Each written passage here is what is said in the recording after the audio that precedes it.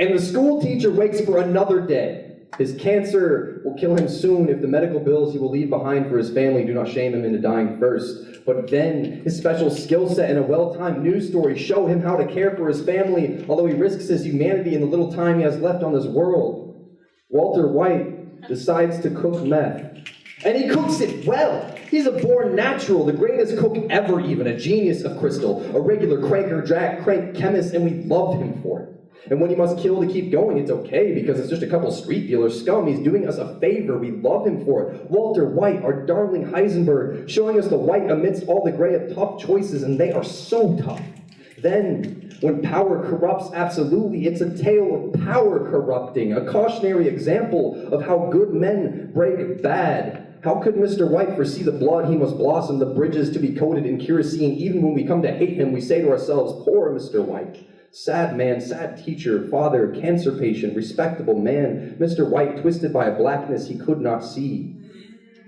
That is not the only blackness left unseen. Switch Mr. White with a black man and see how the fandom wrinkles its nose at the familiar news story. We spread Breaking Bad fever like a fever, because the title makes sense. A white man can break. A black man is already broken. Drug dealing, a chronic illness. This show is our cultural education and cornerstone. 10 Emmy wins, 46 industry awards, over 150 nominations, and the Guinness World Record for highest rated TV show of all time. In a generation so post-racial and open-minded, what a sublime masterwork to exalt a television show in which the first and only black character sells drugs and launders money in his fried chicken fast food restaurant, earns a reputation for his emotionless persona, is outsmarted by Mr. White, and dies. A show in which the main character's wife elicits a burning hatred from fans for her shrill, harpy nagging that her meth-cooking, murderous husband quit making drugs and killing people. A show in which the emasculating plight of that murderous hero is handled more tenderly than the hundreds of thousands of people sentenced to a slow and graphic rot by the meth Mr. White pumps out like Pez candies.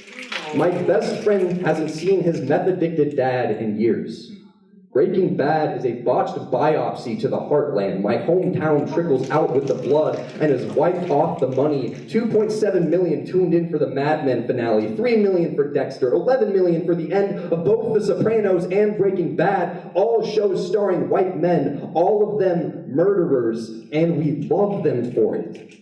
This is the art everyone watches, weekly vibrating with anticipation at the chance to peer into worlds so like our own, where the silent majorities are trapped under dirt, where my whiteness ensures I live to the end of my story with everybody watching.